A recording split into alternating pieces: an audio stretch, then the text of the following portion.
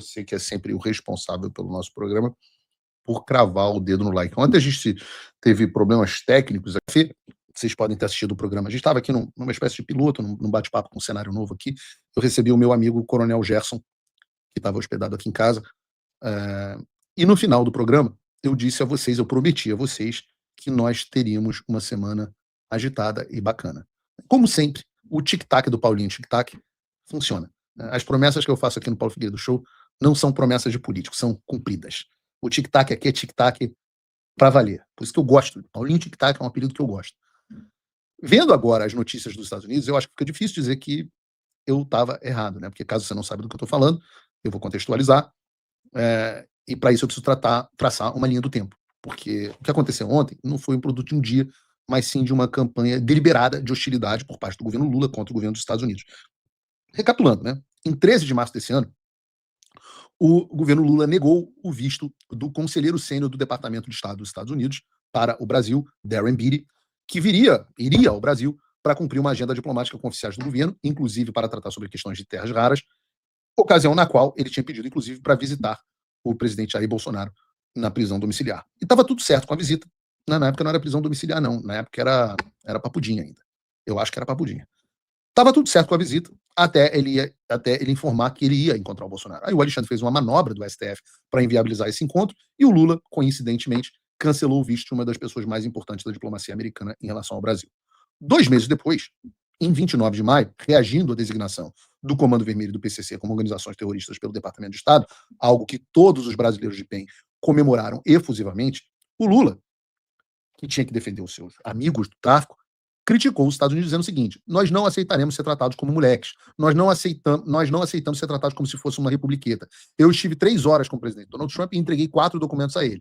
Um deles tratava do combate ao crime organizado. Se o Marco Rubio não estava lá, possivelmente porque estivesse preparado para ajudar um filho de um bolsonarista, que é candidato à reeleição, aqui nesse país, e não tem vergonha na cara de trair a nossa pátria. Eu estou lendo aqui a fala do Lula, é um negócio quase ineligível. Falando em intervenção americana no Brasil. Essa foi a fala do Lula. Não só o Lula foi contra a decisão dos Estados Unidos em relação ao PCC do Comando Vermelho, como ele acusou o principal diplomata americano, o secretário de Estado Marco Rubio, de agir daquela forma para beneficiar o Bolsonaro, que, segundo ele, desejava uma intervenção americana no Brasil. E aí depois o Lula reclama que o PT é chamado de partido dos traficantes.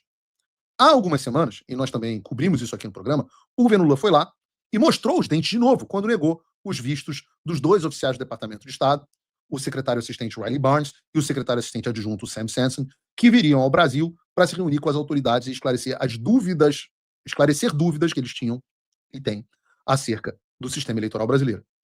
E como se tudo isso não fosse suficiente, nessa semana, eu prometi que ela seria agitada, eles foram lá e fizeram de novo. Qual é a questão?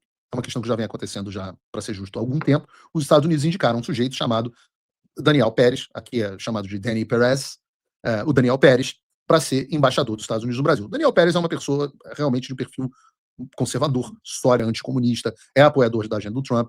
Na sabatina no Senado para o cargo de embaixador, ele destacou que as prioridades dele seriam a proteção dos cidadãos, do comércio e dos investimentos americanos no Brasil, bem como o combate ao tráfico de drogas e ao crime transnacional, sendo aberto também sobre o apoio a eleições livres e justas e liberdade de expressão no Brasil. Ou seja, é um cara muito bom para ocupar o cargo. Mas é claro que se o cara tem como objetivo combater tráfico de drogas, apoiar eleições livres e justas, transparentes, defender a liberdade de expressão no Brasil, o Lula não ia gostar desse cara. E por isso que o governo Lula vinha enrolando, empurrando a barriga para conceder o aval diplomático para que o Daniel Pérez pudesse, de fato, assumir a embaixada nos Estados Unidos. Né? Eles chamam isso de... Tudo que é diplomacia. Diplomacia é um ambiente de boiola. Vamos ser sinceros. Diplomacia é um ambiente de boiola. Quase, assim, o Instituto Rio Branco não é conhecido pela sua masculinidade. A gente sabe disso. Não são todos. Deve ter ali uns 3 ou 4 em todo Itamaraty que sejam hétero. E por isso, as palavras em diplomacia, normalmente, elas são em francês. Então, a palavra para essa anuência diplomática que o país tem que dar quando um outro indica um embaixador é agrément. Agrément. Então, o governo Lula não concedeu o agrément ao Danny Perez, ou Daniel Pérez. Diante disso, os Estados Unidos decidiram tomar uma atitude sem precedente na história das relações com o Brasil, que foi justamente o de cancelar o visto da embaixadora brasileira em Washington. Essa informação, que hoje está na mídia, foi dada a mim na tarde de ontem, durante uma ligação fechada com um grupo restrito de jornalistas convidados, dentre os quais eu, na condição de jornalista, participei. Né? E o que aconteceu foi, como eu disse, a embaixadora Maria Luísa Viotti, que é a chefe da missão brasileira nos Estados Unidos, teve o visto dela cancelado. Isso, como eu disse, é uma retaliação direta a tudo que o governo Lula vinha fazendo contra os Estados Unidos. Na reunião, inclusive, fiz a pergunta que eu sei que vocês queriam que eu fizesse. Então, uma velha coisa chamada de jornalismo. Eu perguntei a eles, diretamente ao oficial americano sênior que estava participando da reunião, se novas ações de sanção de vistos, novos cancelamentos de vistos e outros tipos de sanções estavam sendo considerados. E a resposta foi curta e direta. E foi o que você queria ouvir. Sim, as outras ações não estão sendo descartadas. A condição, ou seja, pode ser, e se você perguntar para mim, eu apostaria que sim, não estou fazendo tic-tac ainda, mas a minha aposta é que sim, pode ser que venham mais coisas por aí em breve. Eu digo que pode ser porque os Estados Unidos colocaram uma condição muito clara para a reversão de curso. Eles disseram o seguinte: o visto da embaixadora do Brasil será restaurado no momento em que o Brasil conceder o agreement ao Daniel Pérez. O que o oficial me disse foi: reciprocidade é o nome do jogo. Se o governo não deixa o outro trabalhar, o mesmo vai ser feito de volta. E tem algo sobre o tamanho disso, né? Que os diplomatas do governo Lula, não o Joesley e o Wesley Batista, mas os do Itamaraty, não querem que você compreenda. Que é o seguinte: essa medida não tem precedente na história da relação Brasil-Estados Unidos. Em mais de 200 anos de relações diplomáticas ininterruptas, desde 1824, nunca um embaixador brasileiro em Washington teve o seu visto cancelado pelo governo americano. Nunca. E mais, a última vez que os Estados Unidos aplicaram essa medida contra um país do nosso hemisfério foi há 16 anos, em 2010. Contra quem? A Venezuela de Hugo Chávez. E o motivo foi exatamente o mesmo. Caracas se recusou a aceitar o Larry Palmer como embaixador americano e o Washington foi lá e cancelou o visto do embaixador venezuelano, que se chamava Bernardo Álvarez. Qual foi o resultado? A Venezuela e os Estados Unidos ficaram uma década inteira sem embaixadores, até que os dois países acabaram com a ruptura total das relações. E isso é o que eu tenho dito há algum tempo aqui a vocês. Olhem o caminho que o Lula está seguindo. Olha o caminho no qual o Lula está colocando o Brasil. Olha o caminho. Meus parabéns, Lula e Mauro Vieira. E a todos os envolvidos por fazer uma... Vocês fizeram uma cagada que ninguém na história de 200 anos de país tinha conseguido fazer até agora. E aí você fala assim, puta, fizeram a cagada, consertaram a cagada. Não. O Itamaraty publicou uma nota na seguinte linha, dizendo o seguinte: o governo brasileiro repudia a decisão anunciada hoje pelo Departamento de Estado de alterar o visto... Alterar não, filho, cancelar. Escreveram alterar o visto da embaixadora do Brasil em Washington. As duas justificativas apresentadas são falsas, ou seja, acusou o Departamento de Estado de falsidade. O processo de concessão do agreement é confidencial e o nome do designado só deveria vir a público depois de concedida a anuência conforme estipula o artigo 4 da Convenção de Viena, blá, blá, blá, blá. O governo dos Estados Unidos anunciou publicamente o nome de seu candidato antes de apresentar o pedido formal de agreement ao governo brasileiro. O Brasil segue estritamente direito internacional. Não há regra na Convenção de Viena estipulando prazo para a concessão do agreement. O pedido norte-americano ainda se encontra em análise. Os dois funcionários do norte-americano que tiveram seus vistos de entrada no Brasil negados planejavam visitar o país para colocar em dúvida a integridade do sistema eleitoral brasileiro em tentativa inaceitável de interferir no processo político internacional. Colocar em dúvida a mesma dúvida que a gente mostrou aqui, que 46% dos brasileiros têm. Né? E esse final é muito bom, porque me lembra aquele filme Minority Report, né? Os caras estão dizendo que os funcionários do Departamento de Estado planejavam visitar o Brasil para colocar em dúvida o sistema eleitoral. Eles já sabem o que os caras iam fazer. O problema é que parece que o chilique durou pouco. Por quê? Porque essa situação colocou o Lula numa situação de merda.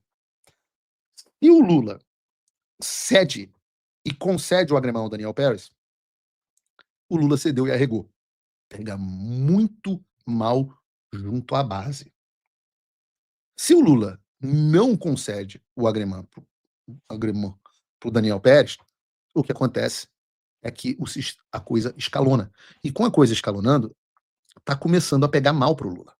Pegando mal eleitoralmente, como nós vimos aqui no programa de hoje. Hoje mais pessoas culpam o Lula pelas tarifas do que os Bolsonaro, pela primeira vez em qualquer pesquisa. E, além disso, você tem um segundo ponto, que é a elite financeira está começando, eles são bem lentos. Lembra? Esses são aqueles caras tipo Armínio Fraga. Mas eles estão começando a perceber que esse caminho está começando a degringolar. Opa, a gente achou que a gente ia saltar numa estação anterior. A gente está indo rumo à Venezuela, é isso mesmo? Uma reportagem, e a coisa já começou, o Lula já começou a falar um pouco mais fino. Agora ele está afirmando que vai ligar para o Trump. Vai ligar para o Trump, vai pedir a ele uma reunião. Lula, eu queria te pedir o seguinte: se não dá para você arregar agora. Não dá para você arregar agora, cara. Eu sempre disse a você, o nosso plano conta com 2 pontos. Lula fará sempre cagada e Alexandre de Moraes sempre vai dobrar a bosta. Nunca falhou. Não vem você agora, Lula. Você não vem você agora com esse negócio de querer fazer diplomacia de verdade. Aí você me fode, Lula.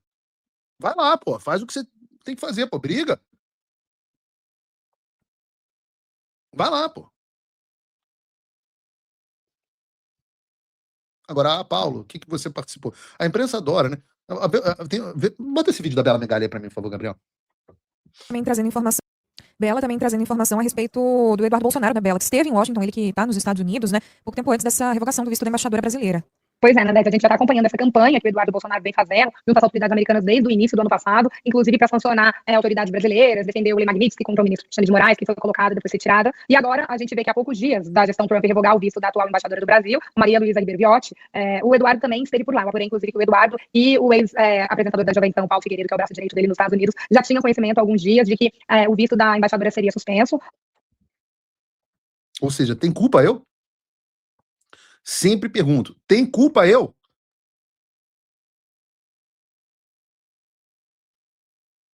Eu gosto de ver a mídia reagindo assim, porque não foi só a Bela Megali. Houve, obviamente, coberturas bem piores, como, por exemplo, o caso da Miriam Leitoa, que ontem à noite publicou uma reportagem no Globo, dizendo que o caso do visto da embaixadora é ato de extrema hostilidade de Trump contra o Brasil e que não há nenhuma justificativa para o governo Trump tomar uma decisão como essa. Miriam Leitoa, eu recomendo que você assista mais o Paulo Figueiredo Show, e aí, quem sabe, você pare de escrever essas bobagens no Globo. Porque dizer que não tem justificativa para isso, puta, o dinheiro da Secom tem que estar batendo muito forte, né? O dinheiro da Secom, porra, tem que ser muito dinheiro. Não só não existem mais do que razões suficientes para uma ação como essa, e eu venho avisando, nós estamos vivendo um processo de escalada de tensão. Como eu disse, o oficial na ligação nos disse que nenhuma medida. Outra coisa que ele disse importante na reunião, que os Estados Unidos estão prontos para trabalhar com qualquer líder brasileiro que o povo brasileiro escolher de forma livre e justa. Ele fez essa ressalva. De forma livre e justa. Tá bom de programa por hoje? Vem mais novidades por aí.